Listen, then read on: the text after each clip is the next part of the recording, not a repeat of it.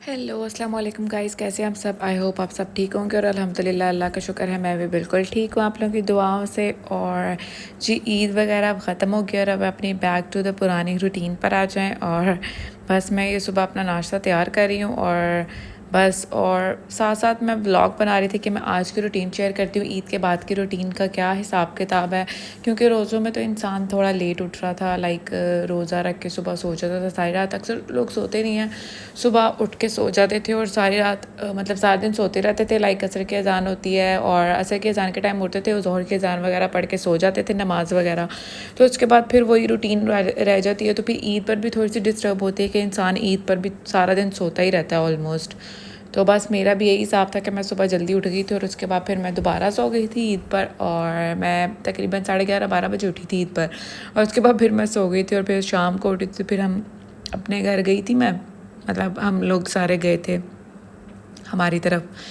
तो बस यही रूटीन थी और अब मैं आज भी 3 बजे उठी हूँ और ये देखें जी मैं अपना साथ नाश्ता तैयार कर रही हूँ और साथ साथ मैं ब्लॉग बना रही हूँ। और मुझे बताएं आप लोग सब कैसे और आप लोग की सबकी ईद कैसे गुजरी। और जो मेरे व्यूवर्स हैं पुराने, और मुझे सब कमेंट करके बताएं कि आप लोगों की ईद कैसी गुजरी और क्या क्या करते रहे आप लोग। और ये जो मेरा नाश्ता भी मेरा रेडी हो गया और साथ में 2 ब्रेड खा रही हूँ और एक रस भी खा रही हूँ। मेरा दिल कर रहा था क्योंकि मेरा स्टमक थोड़ा सा डिस्टर्ब था, तो इसलिए फिर मैंने सोचा कि मैं लाइक रोज़ तो मैं बस यही खाती हूँ, लेकिन उसके बाद आज मैंने सोचा कि मैं एक रस भी खा लेती हूँ। मेरा सुबह सुबह रस खाने का दिल नहीं था, तो मेरा दिल था कि मैं कोई मतलब कि नमक मिर्चों वाली चीज़ खाऊँ, क्योंकि मैं रात को भी मैंने कोई फीकी चीज़ खाई थी क्योंकि पेट की वजह से, इसीलिए। तो बस ये मेरा नाश्ता भी डन हो गया और उसके बाद फिर जो कपड़े वगैरह थे वो मैंने रखने थे लाइक वॉश करने के लिए। यहाँ पर मैंने एग बॉयल करने के लिए रखे हुए थे और यहाँ पर मैंने दूध बॉयल करने के लिए एक साइड पर रखा हुआ है।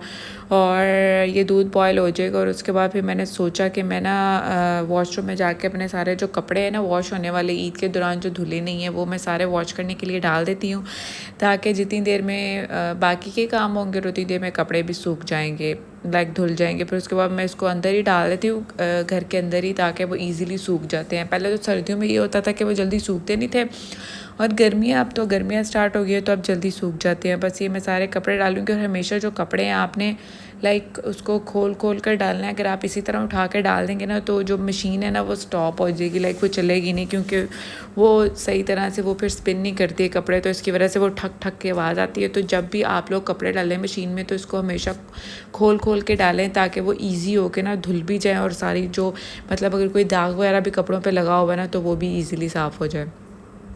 तो बस इसी तरह आप लोग भी कपड़े डालें। बस ये मैंने कपड़े डाल लिए तो अब मैं इसमें अभी जो इसमें सर्फ है मैं इसमें 2 स्कूप्स डालूँगी सर्फ के, और कभी 1.5 डाल देती हूँ, कभी हाफ़ डाल देती हूँ, कपड़ों के अकॉर्डिंगली डालती हूँ मैं।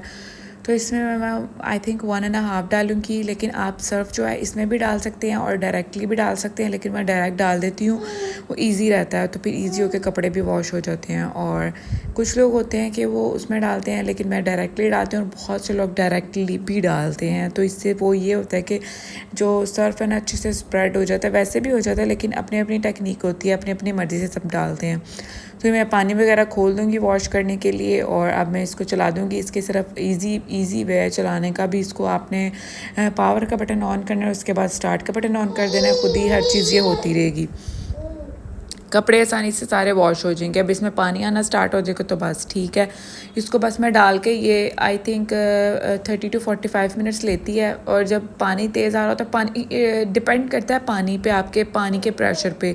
अगर तो पानी तेज़ आ रहा होता है तो ये 20 मिनट में भी वॉश हो जाते हैं, और अगर पानी थोड़ा लेट मतलब कि थोड़ा स्लो आता है तो बहुत देर से धुलते हैं।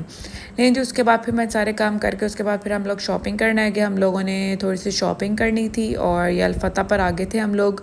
और ये सारे मैं आप लोगों को मैंने सोचा कि मैं आप लोगों को साथ साथ ये भी दिखाती हूँ व्यू वगैरह सारा कुछ। शॉपिंग कर रहे थे हम लोग, कुछ रग वगैरह देख रहे थे और घर की चीज़ें वगैरह, ग्रॉसरी वगैरह और यूटेंसिल्स वगैरह घर के, तो वो सारे देख रहे थे।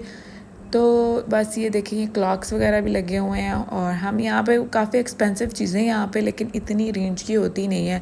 लेकिन अल्फता वाले बहुत एक्सपेंसिव देते हैं, क्योंकि मैंने यहाँ से जो एक ट्रे ख़रीदी थी और एक बाउल ख़रीदा था शीशे का, और दूसरी चीज़ें भी ख़रीदी थी, लेकिन जो आप अगर मैं रेनबो पे जाऊँ या किसी और अल्फ़ता पे, तो अल्फ़ता पे कह रही हूँ मैं, रेनबो पे जाऊँ या फिर इम्तियाज़ पे, तो वहाँ पे थोड़ी सस्ती हैं।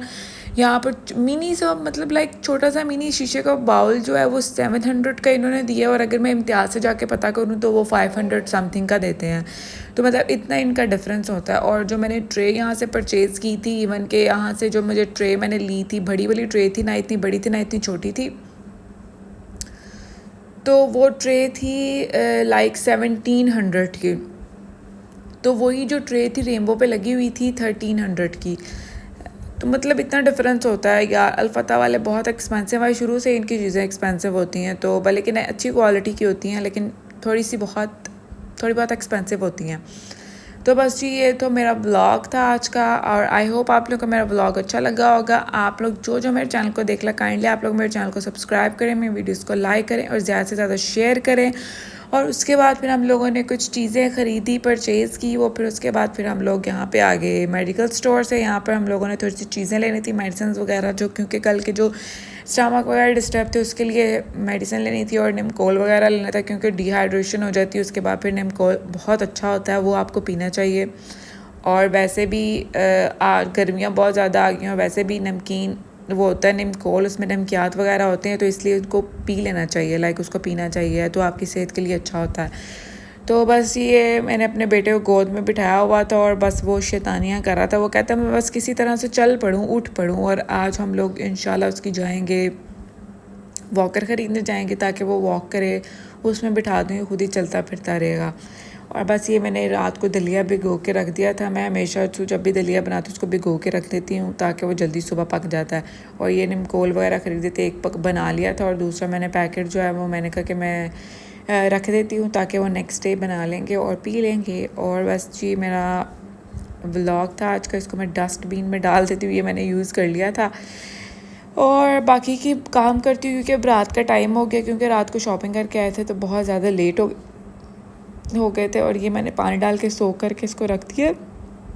कुछ लोग डायरेक्टली भी बना लेते हैं और कुछ लोग इस तरह भी बना लेते हैं।